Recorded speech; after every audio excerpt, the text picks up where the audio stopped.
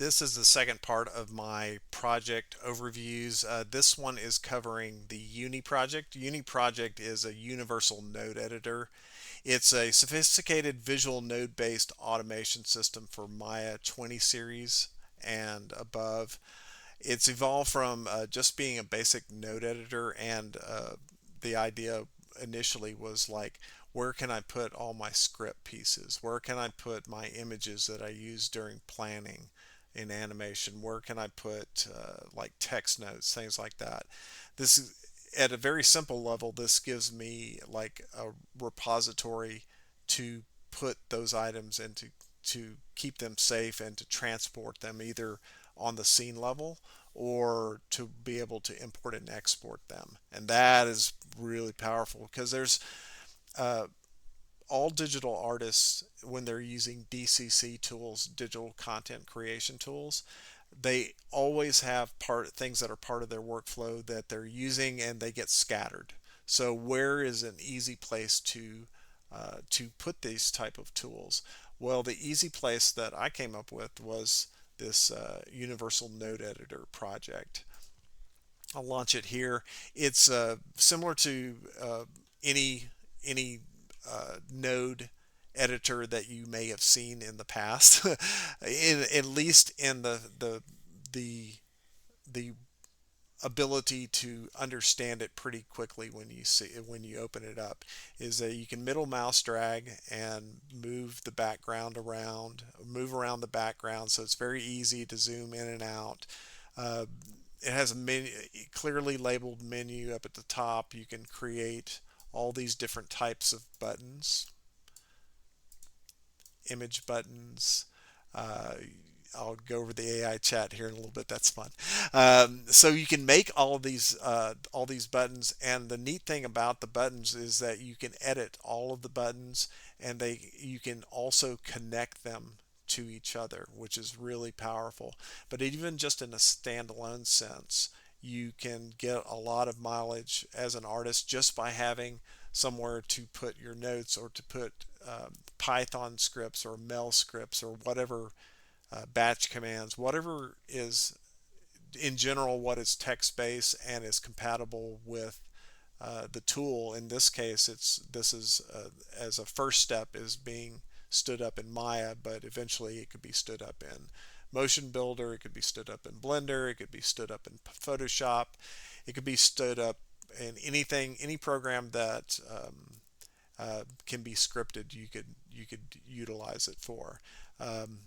It's all very easily customizable under the hood. That's the way I designed it. I designed it to be adaptable and to be flexible for each artist that is using it, and also to any discipline or any part of the pipeline at a studio, whether it's game development, feature films, TV, whatever, or even in different. You could use it in literally with anything that you can use, like text and script and node-based environment type of things. So it's pretty powerful. It's very adaptable. So with all of these buttons, you can edit all of them. Like this is a text button. You can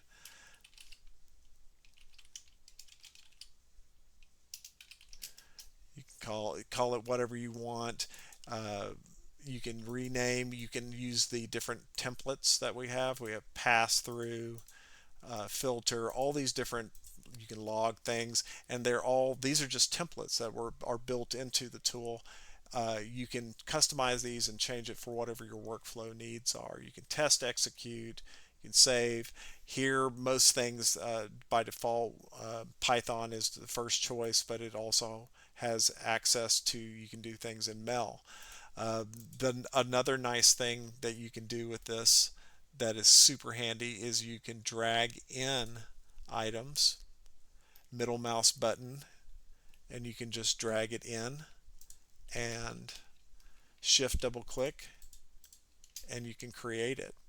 So at a very like low level, if you have buttons that you're using every day, you could throw it in here and create your own custom button folder of scripts and button calls and poses and images and things like that. And you don't even really have to utilize the connected nature of the node network. Um, Delete that. Uh, Say you're building up, you're like, say we bring in a torus as well. So say we want to connect some things together. I can connect I can connect these two items by just clicking on the connector and then connecting it. Now it's got a connection. Or I can connect multiple things together as long as they're especially if they're laid out horizontally, you can select them, right click, connect selected left to right, boom, you've already got your network. All of these you can copy and paste them, and it retains everything inside of if they've been customized, and it retains the connecting lines. So if you have, say, if you have these two groups and you wanted to copy selected and paste selected, it would honor those two grouping layouts, and it's just really easy to use. I could select all these and then connect selected, and boom, then I have another new node network. So even if you're zoomed out, you can connect selected, and you don't have to like zoom in and fiddle with all these things. You can just punch it out here and connect selected. So very easy to use. If you have images, you can bring in images into your shot. Say we're looking at like a landscape or something. So I'm bringing in this image node. Well, what can I do with it? Well, you could right click on it and either edit it, but I added a simple functionality to apply to an image plane. So now it is out here on an image plane, and you can do this with any any uh, any image that you want. So you could bring in a whole mood board. Um, you could have a whole set of nodes with all these different images on it for if you're passing to the things back and forth from concept to modeling or animation or whatever. Uh, you can save these, like I said, you can save these to earlier, you can save it to a invisible network node in Maya and say, oh, I lost that. Oh, well, there it is. It's saved as part of the scene. Or I could take this and I can export. And it exports whatever your node network, whether it's one node or hundreds of nodes, it will export it out in an easy to read portable JSON file.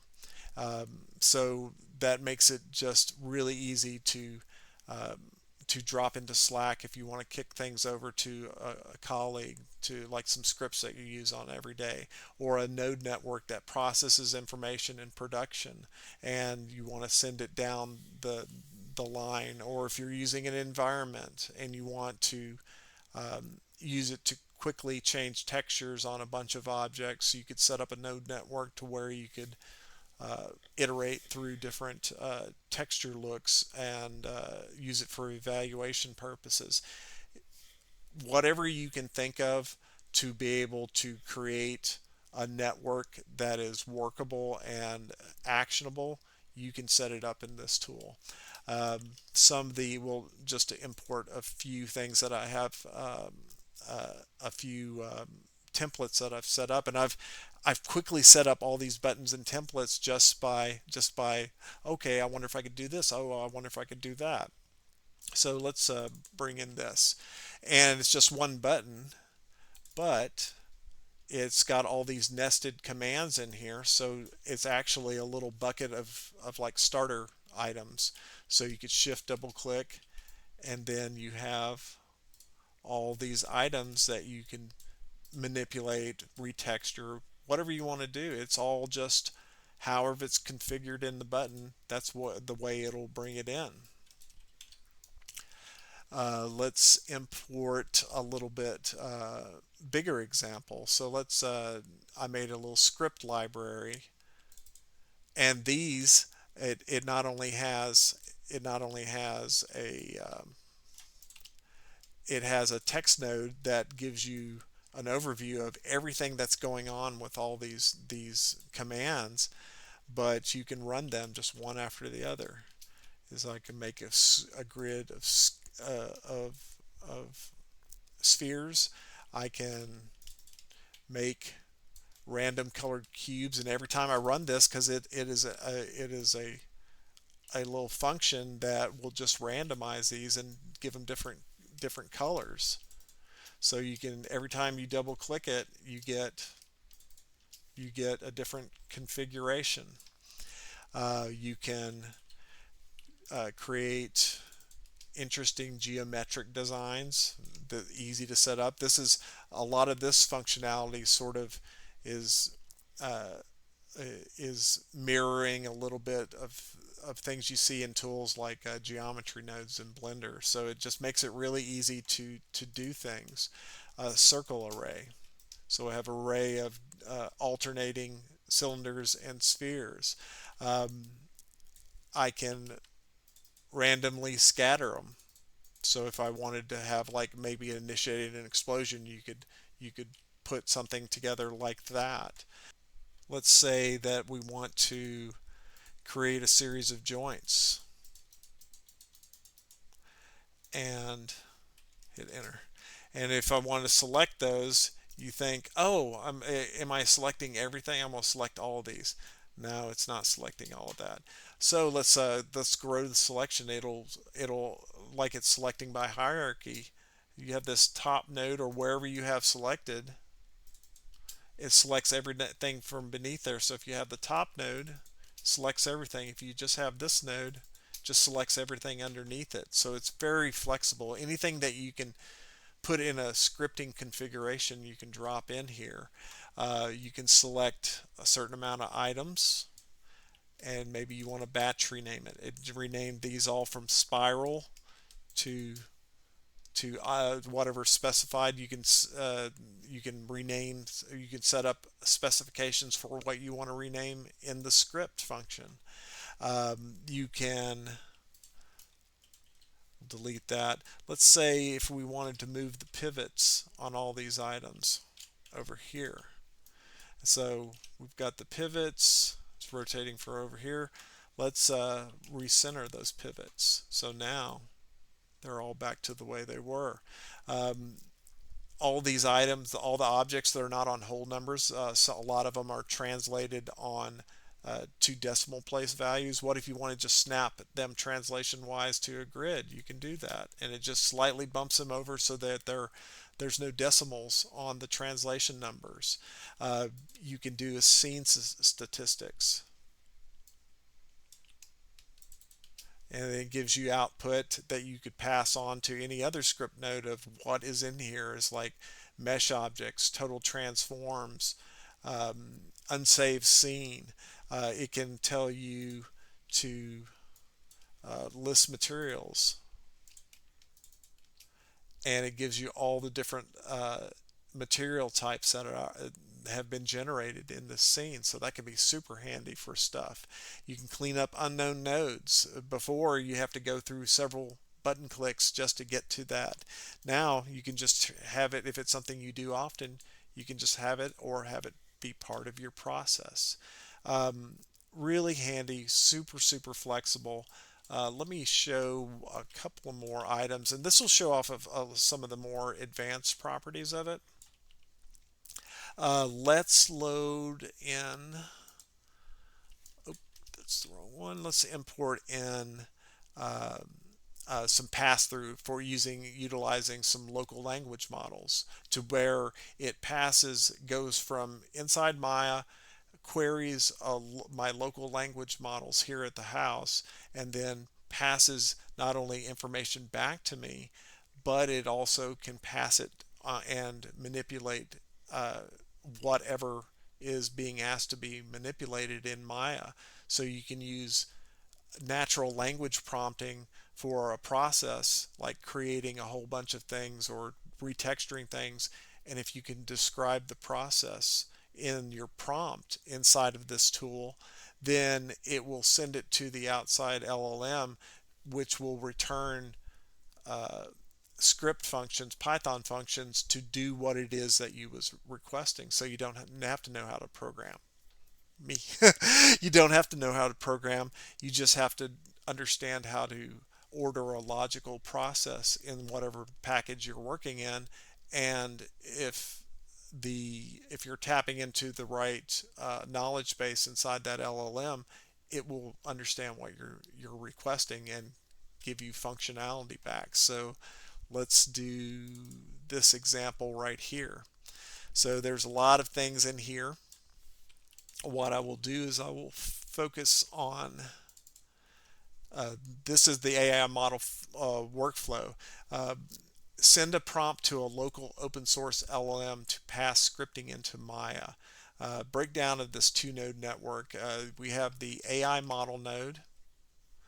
Uh, the AI model node, the prompt is a simple natural language step-by-step walkthrough, as I was talking about, of the process.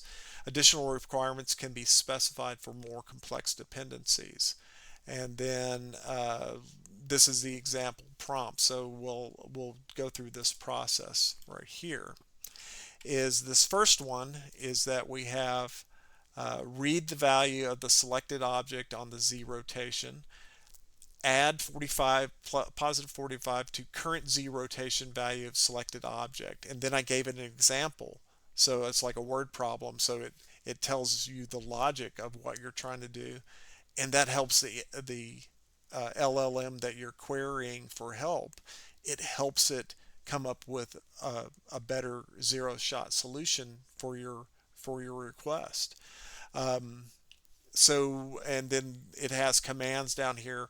It also has a rollout that I built in. I have access to dozens of open source models here at the house, but this could be easily configured to any AI solution that a workplace has, like our AI solutions. Is that if it has endpoints that can be accessed, these commands could easily be sent to very robust higher level engines, uh, frontier level engines like by Anthropic or OpenAI, any of those very robust tools that are very sophisticated, we could utilize those, and that will just improve the sophistication of what you're trying to do and the results even more.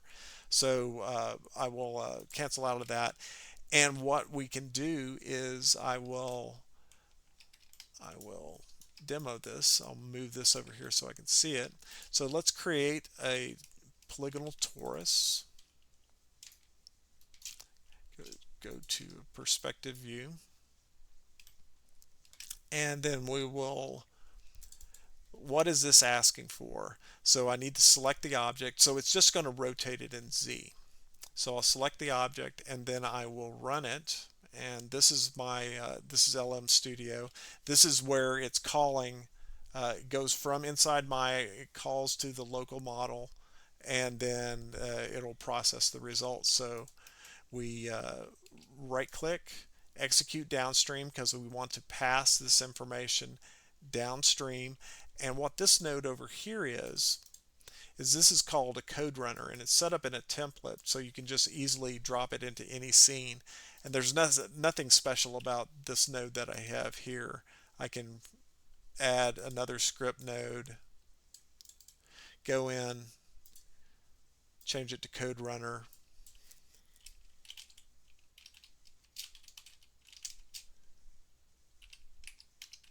and just name it whatever for this demo purposes, and it'll still work because I have it in a template for what this does. And what the code runner does is that when you're passing information that's coming from a local language model, an external source, it will take that information and pass it to the code runner to implement it in Maya in a very simple sense. So right click, execute downstream. If I just executed the node, that doesn't send all the information, so I'm going to execute it downstream. It loads the model as soon as it gets the command, and it if you may have missed it, it rotated at 45 degrees because it went to the model, and then it gave the request, and then it spit out a response, and then it passed it through, like I was talking about. It passed it through the code runner script into the object selected because it's on selected. So very, very powerful.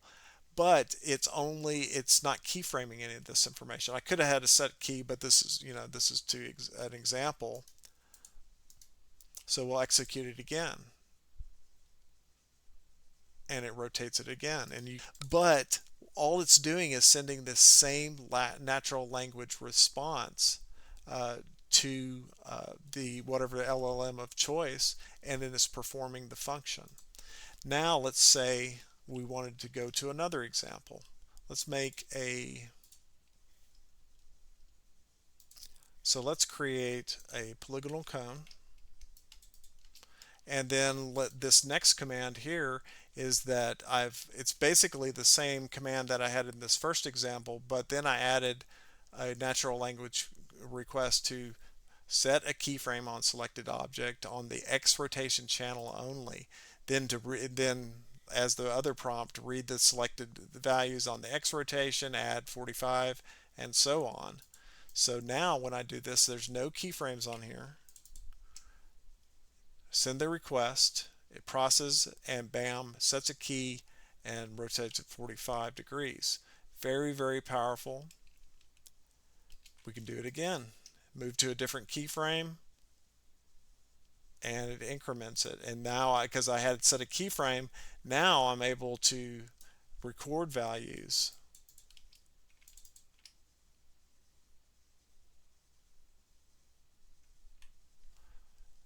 And maybe I want to do it a couple of times here.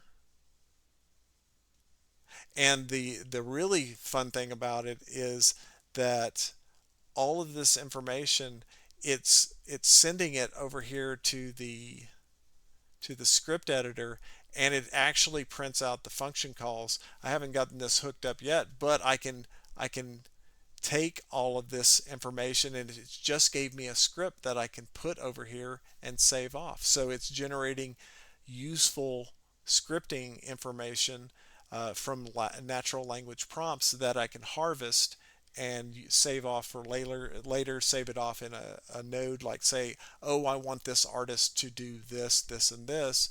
I could generate a prompt that has all the information and then save it off, and then they have that information accessible to them. Same thing with this example here. Um, this will show you even more of the power of it. Let's delete all this.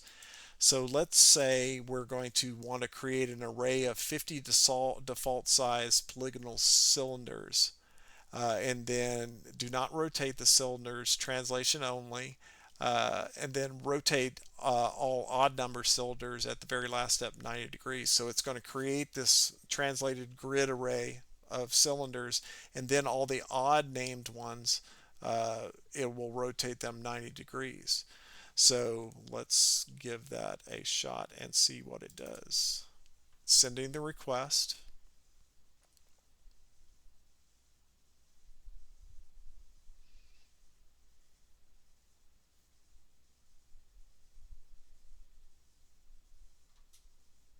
And then it created everything. And so it has the command. And one thing that differed from this model, because I was using the 7 billion parameter model for this one, for this example, I had it switched over to the 14 billion parameter model. It's a little bit more complex of a thing, so I bump up the sophistication of the model that I'm using. Practically, it may not matter, but this gives you an example of the flexibility of it. If we have different AI solutions, then you can call whatever AI solution is appropriate for whatever the task is. So it's really super powerful that way. Let's create. I have this. Let's delete any items selected in the scene that have non-zero values on the X rotation channel. So I saved this prompt over in here, so it's transportable with uh, this node network. So then I can take this, I can copy, I can paste, I can go in here and I can just switch it out real quick. I can save it, and now I can run it. It will send the request and then it deletes everything. And I could have just gone in and deleted those myself, but then you think of how you apply it to a really complex scene like a cinematic layout scene that has all these environmental objects and all these locators and all these characters. So you could quickly use it to go in and cull things out really quickly.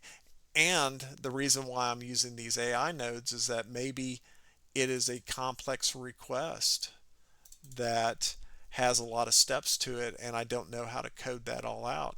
Well, you could explain the steps to get the generated code process, and then harvest that code process, and then you have it there, and you don't have to go to the LLM for that solution anymore.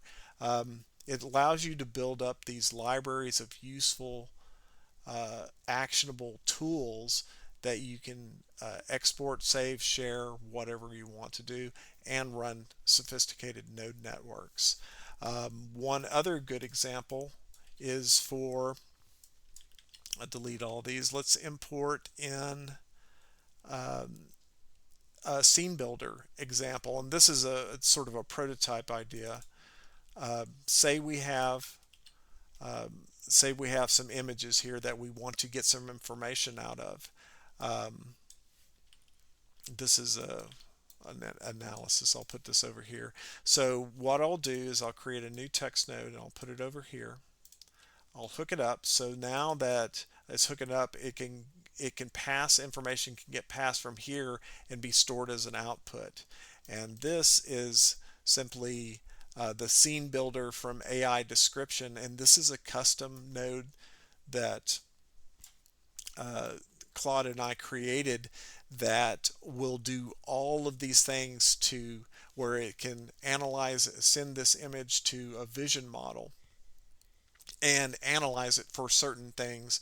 Say, are there trees? Is there a skybox? Is there water?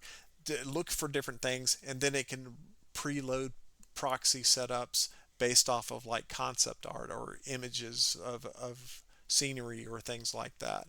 So, like with this, we'll pass it over here, and I will right click, execute downstream, and it's loading the vision model. This Google Gemma 3 is a 4 billion parameter vision model that can read ingested images.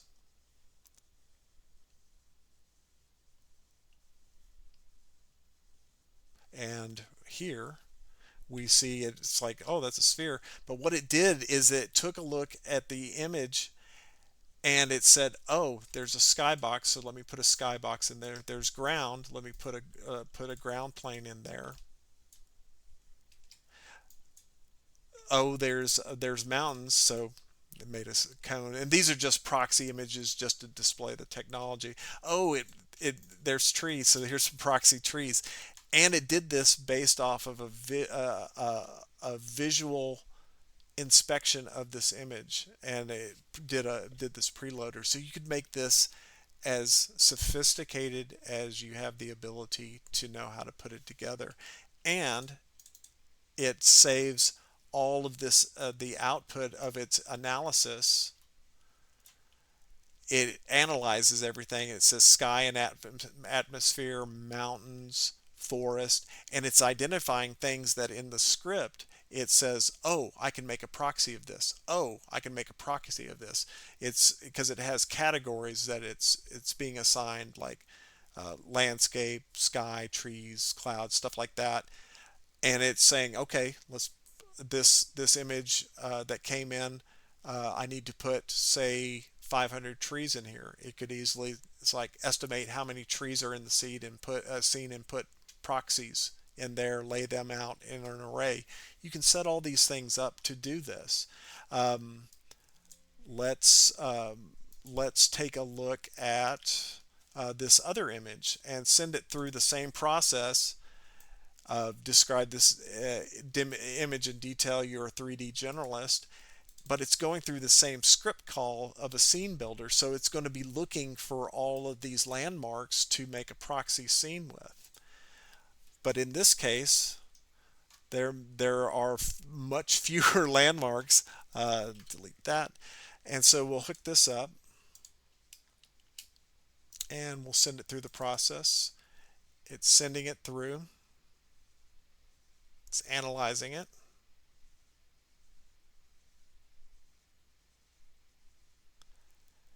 And then it looks like it didn't generate anything because from this image here, there's only a girl against a black background, retro vibe, and she's got a photoshopped Sega 32 on her face. The image was from the one of the initial ads from Apple Vision Pro, and so I just photoshopped that over it because it was about the same shape, and I thought it was funny. So this output, it goes through and looks at the overall description, and it didn't hit any of the items that triggered to build proxies, so it didn't build any proxies for this, but it still gave it a breakdown of lighting and atmosphere, text elements, overall style and intent. It gives minor critiques. It just all depends on how you set it up, what type of information you want to extract. This is really super, super powerful application of this technology, is to be able to use the different modalities of language models, vision, text, tool usage, things like that. Um, or just even simple things like I bring it in and I want to apply it to an image plane, and then I have it in my scene. So um, this gives you a general sense of what the capabilities of this tool are.